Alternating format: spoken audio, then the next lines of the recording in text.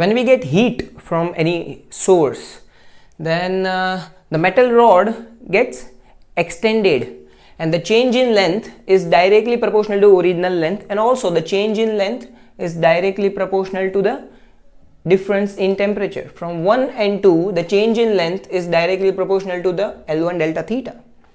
So L2 minus L1 is equals to alpha L1 delta theta, where alpha is a proportionality constant known as the coefficient of linear expansion.